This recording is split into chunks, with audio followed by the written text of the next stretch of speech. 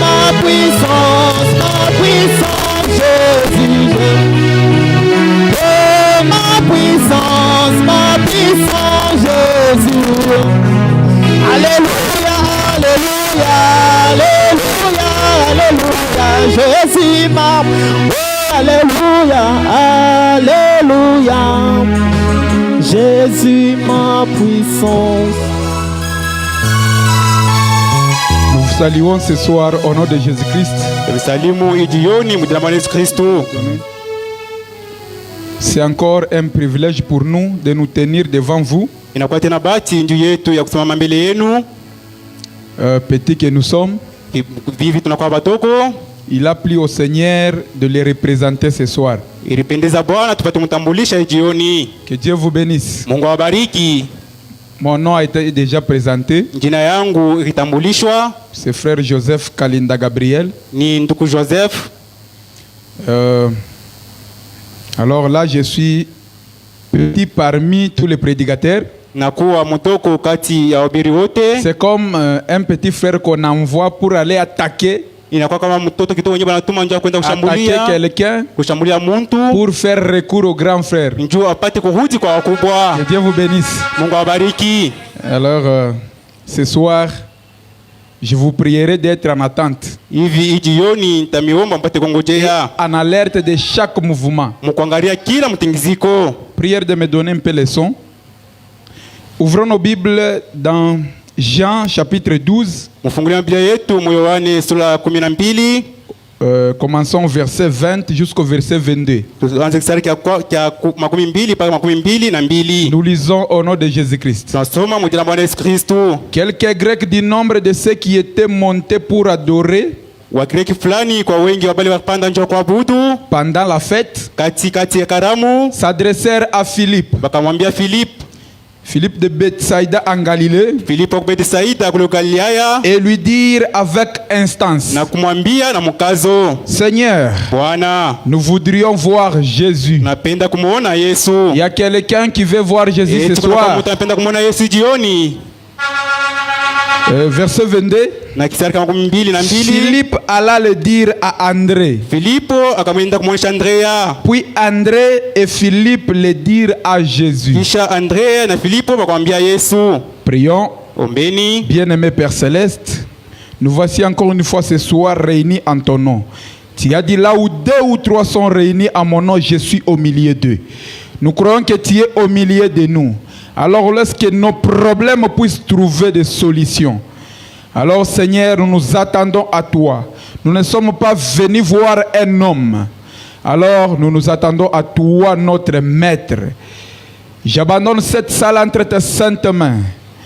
Chaque esprit qui ne confesse pas ton nom à cet endroit soit bouté dehors au nom de Jésus-Christ. Commence avec nous et termine avec nous pour la gloire du Père au nom de Jésus-Christ. Amen. Prière de vous asseoir. Alors, nous avons notre thème déjà donné. C'est la requête des Grecs, qui est ce soir aussi votre requête. Messieurs, nous voudrions voir Jésus. Tout le monde veut voir Jésus, n'est-ce pas? Moi aussi, je veux le voir. Alors, on ne vient pas voir Jésus comme toute autre personne. C'est comme si vous partez voir une maman ou vous partez au deuil. Lorsqu'on vient pour voir Jésus, pour le rencontrer, on doit être dans l'attitude de le recevoir, de le voir. Vous êtes avec moi?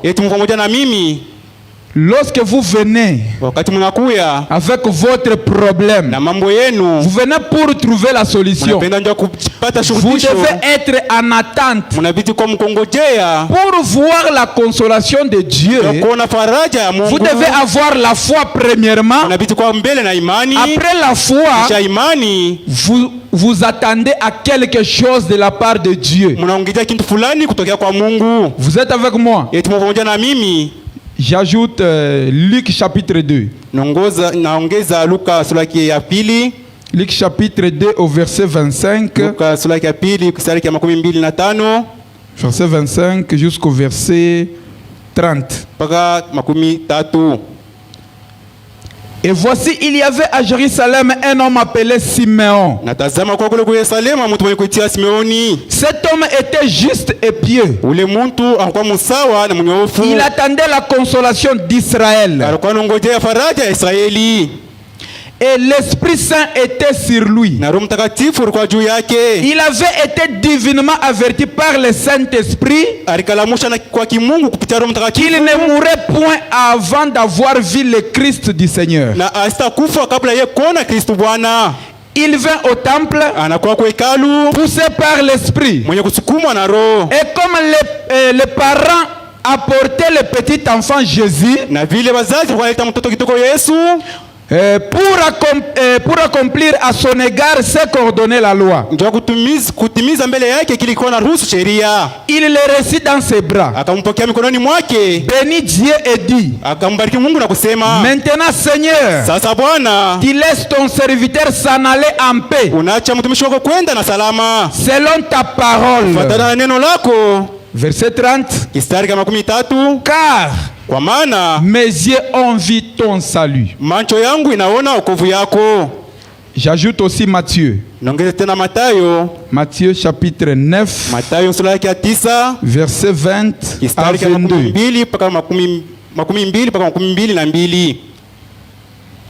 Voici une femme atteinte d'une perte de sang depuis 12 ans. S'approchait par derrière et touchait les bords de son vêtement. Car elle disait en elle-même: si je puis seulement toucher son vêtement, je serai guéri. Jésus se retourna et dit en la voyant: prends courage ma fille, ta foi t'a guéri. Et cette femme fut guérie à l'heure même. Je vais dire quoi par là? Nous sommes venus voir Jésus. Alors nous avons lu ici dans Luc, Simeon avait la foi qu'il pouvait voir Jésus le jour du Seigneur. Alors il s'attendait réellement à le voir avant qu'il ne meure. Il avait la foi et il était en attente. La femme a la perte de sang aussi. Elle avait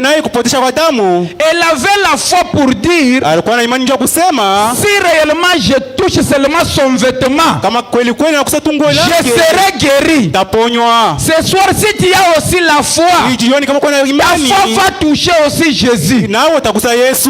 Et tu vas au moins trouver la solution à ton problème. Vous êtes avec moi? Alors, pour voir Jésus, vous devez avoir la foi et être dans l'expectative. Vous êtes avec moi? Alors, j'ai un petit sous-thème. C'est la foi et l'expectative produit un miracle. La foi Et l'expectative qui est l'attente na kutazama kwenye kwa kungojea produit un miracle. iko nazara muujiza. Tout le monde veut au moins un miracle de la part de Dieu dans sa vie. C'est ça, oui. Kutokea Mungu maishani mwake iko vile. Alors qu'est-ce qu'un miracle? Sasa ni nini muujiza? Un miracle, c'est un acte de la puissance divine, ni tendo ya nguvu ya kimungu contraire aux lois connues de la nature. yenye kupinduka na sheria yenye kujua ya kiasira. C'est un fait extraordinaire dépourvu de faits scientifiques. Ni inakuwa ya kiroho yenye kwenda mbali na moto ya kisiasa. Un miracle n'est pas un fait du hasard, Ile mushira aina moto ya bure, mais un fait extraordinaire lakini moto ya kimungu qui n'a aucune explication scientifique. yenye aina mafasirio ya kisiasa. Vous êtes avec moi? Mponja na mimi. Un miracle, c'est une manifestation de la puissance ishara ni kuonekanika kwa uwezo et de l'intervention de Dieu. na kutangulia kwa Mungu. Lorsque Dieu intervient dans ta vie, wakati Mungu anatangulia maishani mwako, c'est ça un miracle. ndiyo muujiza. Là où vous ne vous attendez à rien là, lui vient, il donne la solution. Là où la médecine a échoué, mais Jésus passe par là, il donne la solution. C'est ça un miracle. Ndiyo ishara. Vous êtes avec moi? Mponja na mimi. Maintenant, la foi et l'expectative, sasa imani na kutazama, donc ce sont les clés. Inakuwa ni mafunguo. La foi et l'expectative, c'est la clé qui déclenche un miracle. Ni funguo yenye nafungua muujiza. Nous avançons, vous allez arriver à comprendre. Tunaendelea, mtafika mkuelewa. Parce que la femme à la perte de sang avait la foi. Alikuwa na imani. Simeon avait la foi, il était aussi dans l'expectative, dans l'attente. Alikuwa na imani na alikuwa anangojea. Alors, les miracles ne se trouvent pas à l'église. Sasa muujiza ikutanike mkanisa. C'est la personne elle-même qui apporte son miracle. Ni mtu yeye peke analeta muujiza yake.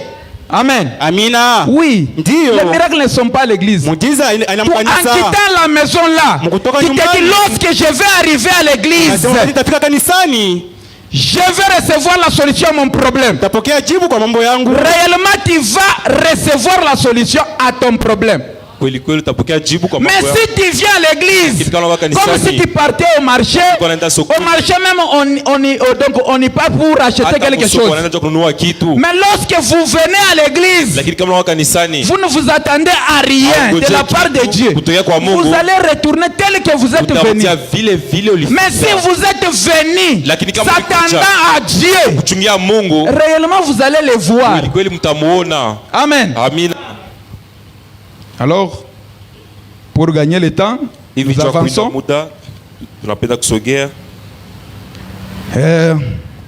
Prenons Acte chapitre 14. Acte 14, 8 à 10. Écoutez.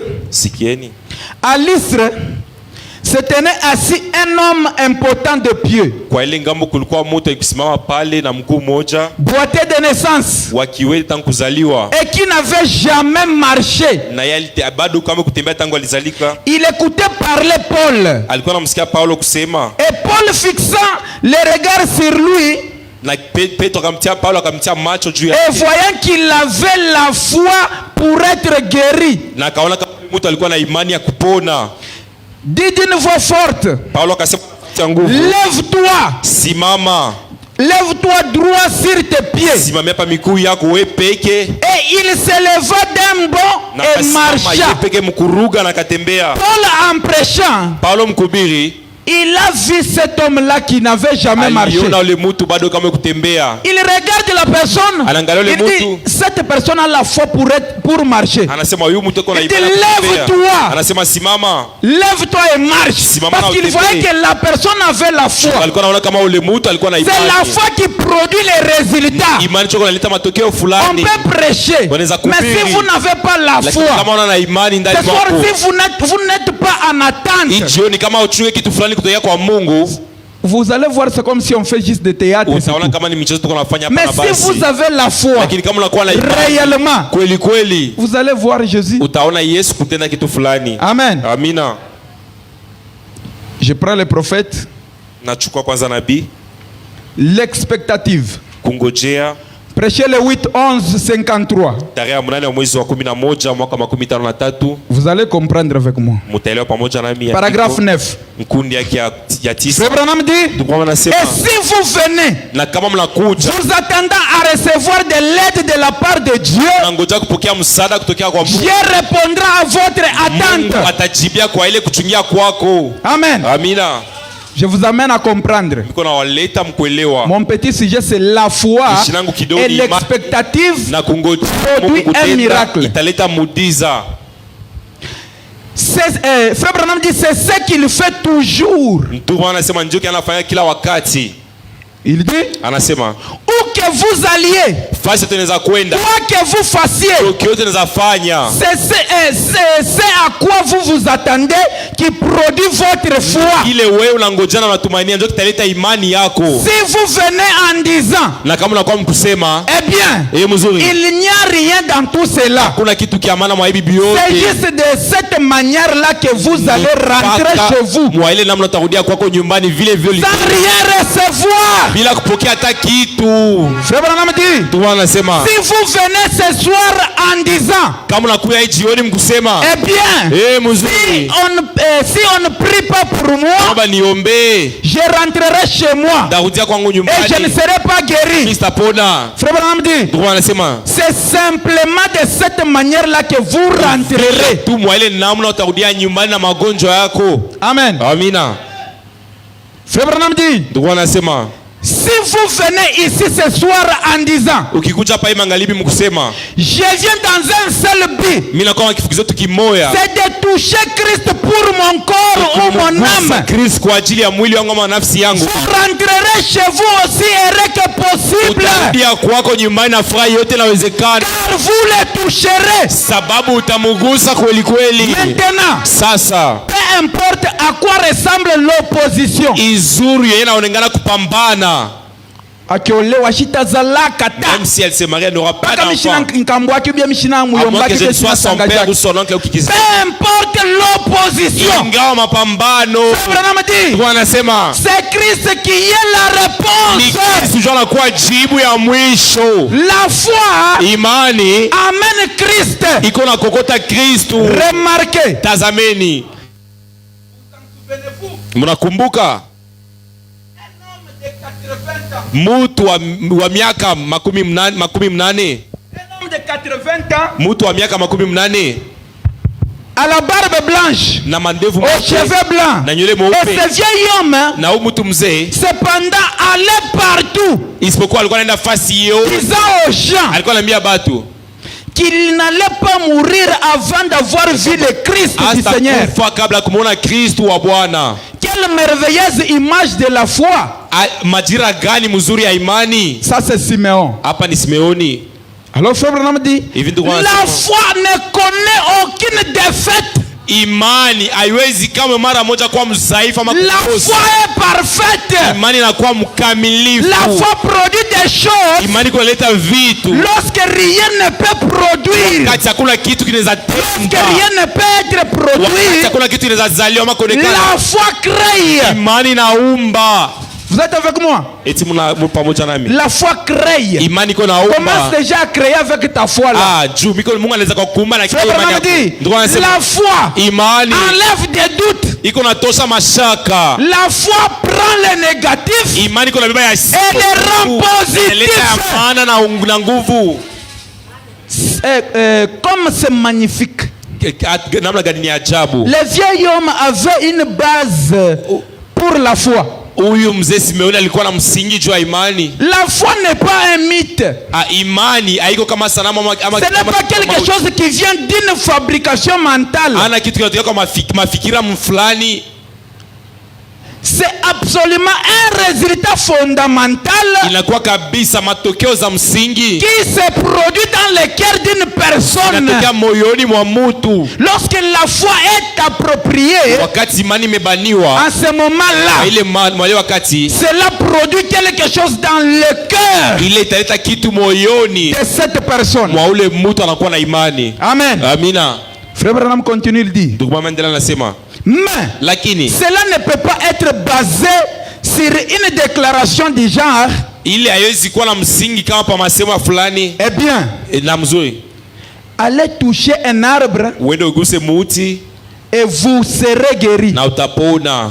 Frère Branham dit invoquer les poteaux. Ndio anasema anaita pale ili. Mais la foi, elle doit avoir un fondement. Lakini muslimani inabidi kuwa na msingi. Vous le croyez? Mnaaminia? Nous continuons pour gagner le temps. Cha kuinda muda.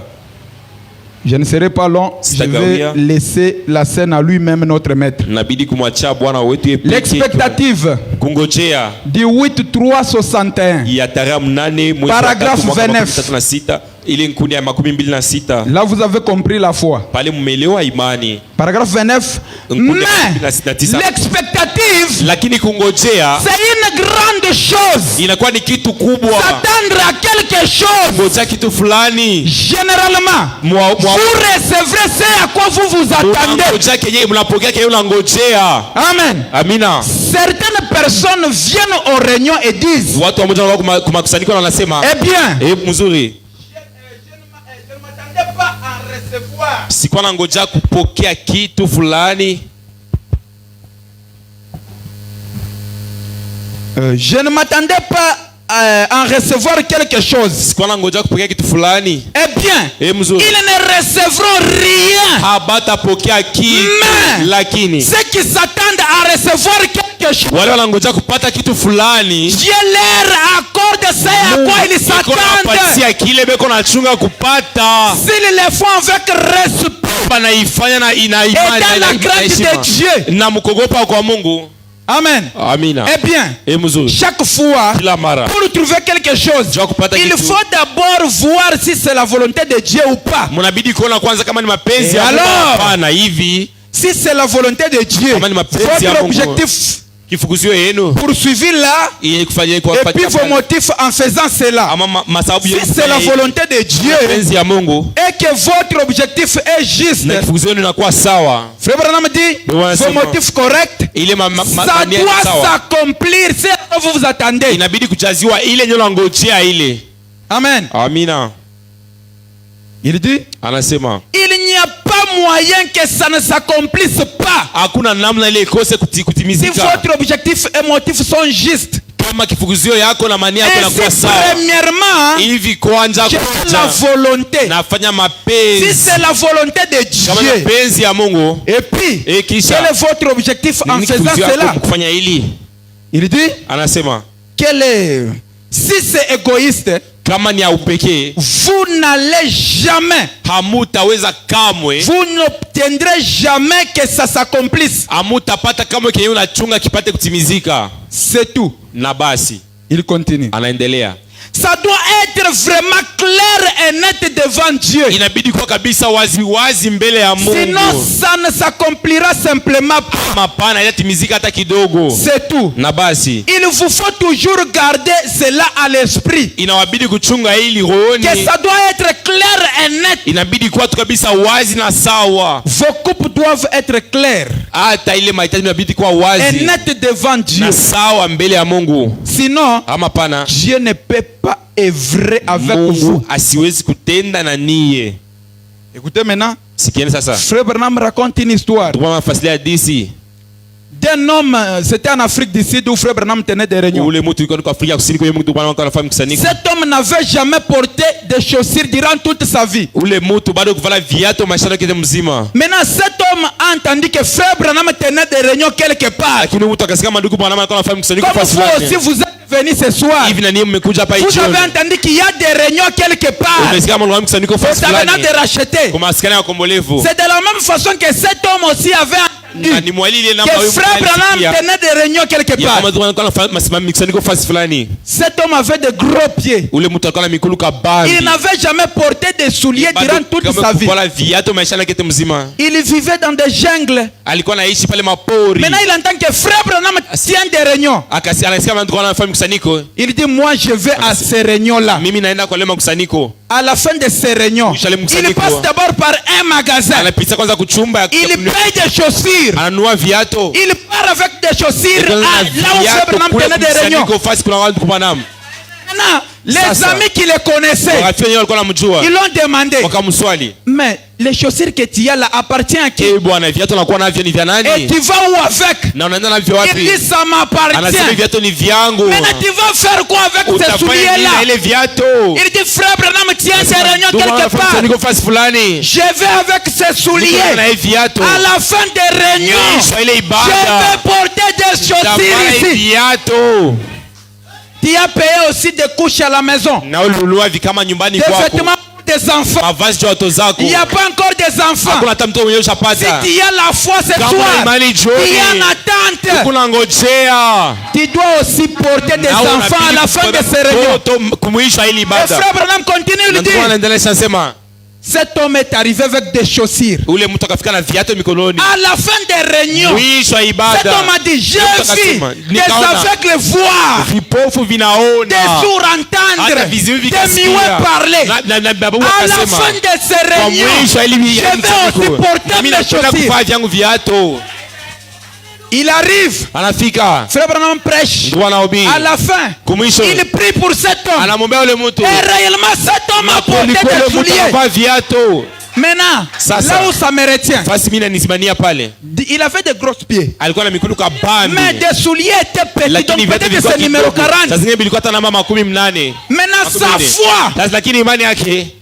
Est-ce que vous êtes avec moi? Les chaussures, donc ses pieds se sont adaptés à sa foi. Et les pieds se sont convenus dans les chaussures.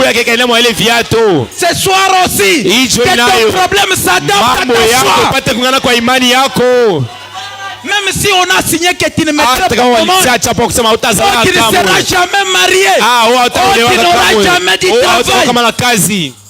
Au nom de Jésus-Christ, reçois le travail. Au nom de Jésus-Christ, reçois des enfants. Reçois le mariage.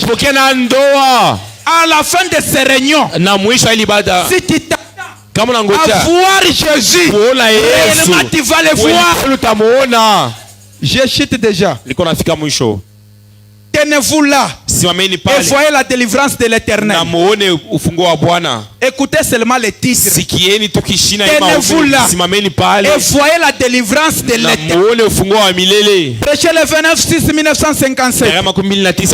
Au paragraphe 52. Bien, donnez-moi un peu le son. Frère Branham dit, je défie chaque homme, chaque estropié, ou quelle que soit votre situation, chaque personne qui a un bras estropié, prends ton problème, même si tu n'as pas de bras, coupé ou comment, remplace ton problème là.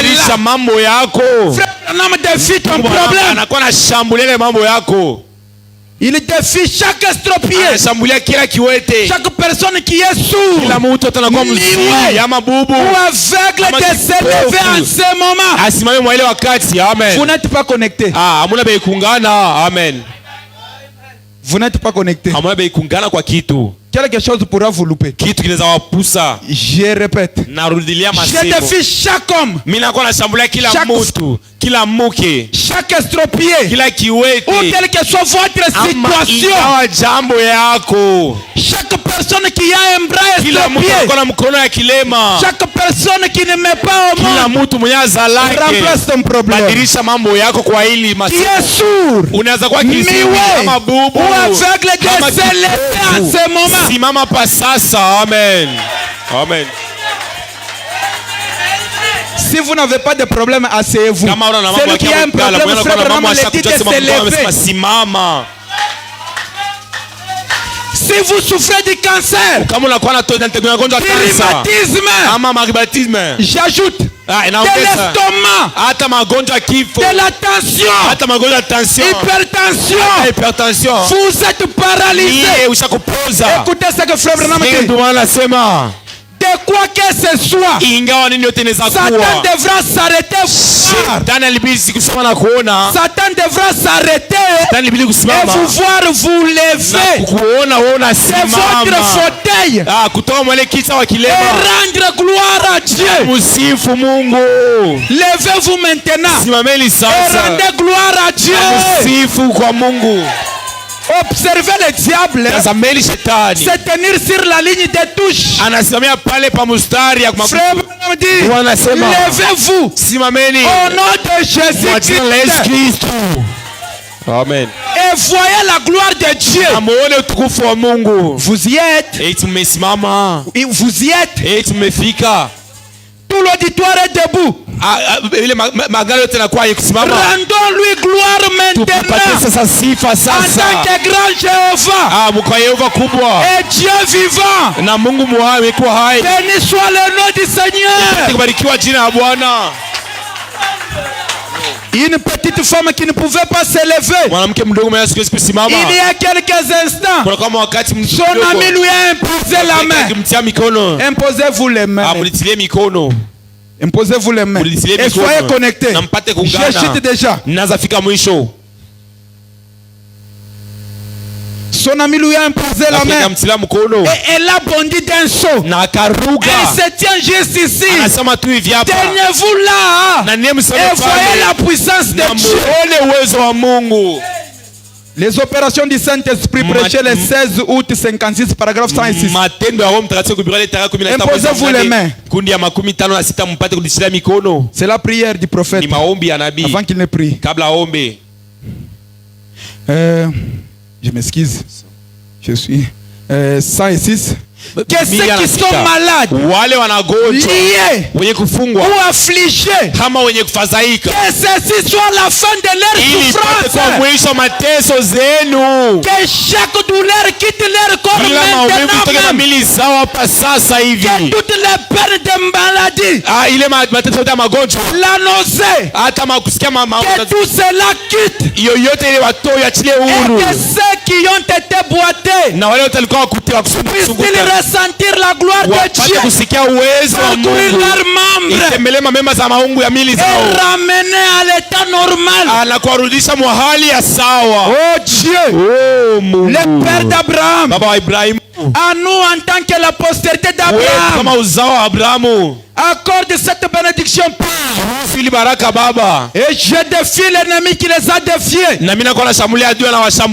Frère Branham, défie ton ennemi là. Et nous ramenons, non pas par notre propre force, mais par le sang du Seigneur Jésus. Et nous lui disons, Satan, vaincu. Jésus-Christ t'a dépié de tout ce que tu avais au Calvaire. Il continue de dire, tu n'as aucun droit légitime. Aucun droit légitime. Christ a racheté ce qu'Adam avait perdu. Vous êtes tabernacle de racheter. Christ ce soir, c'est ce que l'ennemi t'a pris là. Il te rachète ce soir. Il ramène tout ce que le diable t'a volé.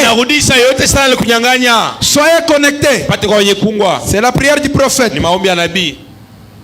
Christ a racheté tout ce qu'Adam avait perdu. Notre santé, notre force, notre esprit éternel qui était perdu à Adam. Mais Christ nous l'a restitué une fois de plus. Gratuitement par la grâce. Et il est ici ce soir parmi nous, vivant, œuvrant, accomplissant des signes et des prodiges.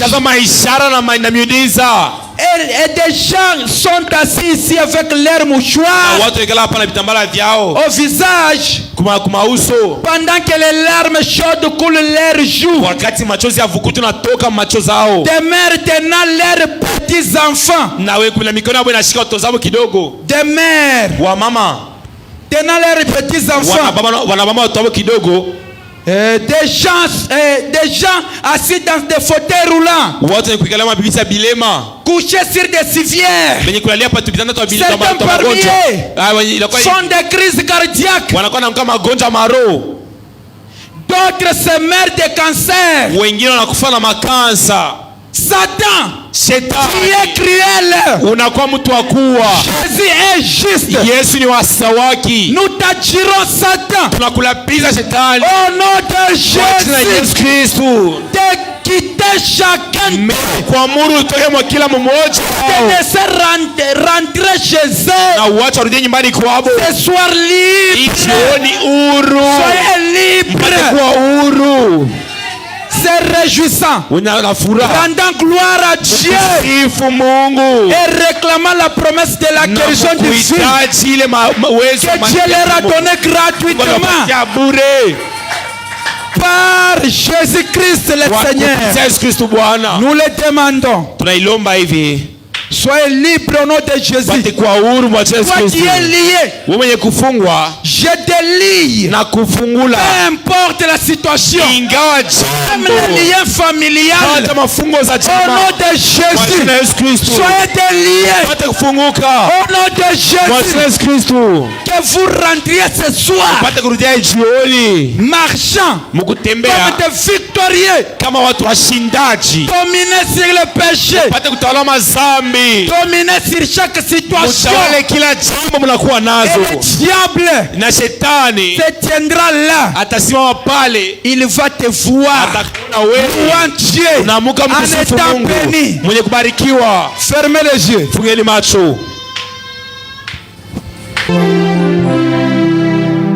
Créateur Dieu Tout-Puissant, voilà où Dieu, ta parole vient d'être proclamée. Dans cette salle, je n'ai pas besoin de connaître chaque situation des gens. Amen. Ça ne me servira à rien, Père. Alors toi qui sondes les reins, qui connais le cœur de chaque personne ici présente, tu connais chaque problème que ton fils ou ta fille a mené. Au nom de Jésus-Christ, tu as dit demander tout ce que vous voulez, mon Père. À mon nom, il vous l'accordera. Amen. Maintenant, je demande, Seigneur, la délivrance de ce peuple. Amen. Là où le diable les a liés, qu'ils soient au moins déliés au nom de Jésus. Ceux-là qui n'avaient pas de travail, je me tiens ici comme ton représentant. Je leur accorde du travail au nom de Jésus. Ceux-là qui ne pouvaient pas marcher, ou ceux-là qui ne pouvaient pas prospérer dans leur business, au nom de Jésus, de la même façon que tu as fait pour les autres, tu es un Dieu immuable, un Dieu qui ne change jamais. Au nom de Jésus-Christ, que leur business puisse prospérer. Élève cette église spirituellement. Ils doivent avancer, car il n'y a plus encore de temps. Oh Dieu Tout-Puissant, nous nous attendons à toi. Donne des enfants à ceux qui n'en ont pas. Car oh Dieu Tout-Puissant, tu as dit dans ta parole, parmi tes enfants, il n'y aura pas de stérile. Au nom de Jésus, qui ressortent avec tes enfants. Ceux-là qui sont de Tout-Puissant liés, ils ont des myomes, des kystes, peu importe. Je défie cela ce soir. Car la puissance du diable est sous ta puissance, Seigneur Jésus. Qu'il soit délié au nom de Jésus. Tu m'as dit de prononcer juste la parole et tu vas agir. Mais vous, Seigneur, faisant ce que tu m'as demandé. Au nom de Jésus, recevez tout ce que vous avez besoin. Rendez-lui la gloire. Clamez pour le Seigneur Jésus. Et nous le demandons au nom de Jésus-Christ. Amen. Amen. Que Dieu vous bénisse. Mungu awabariki.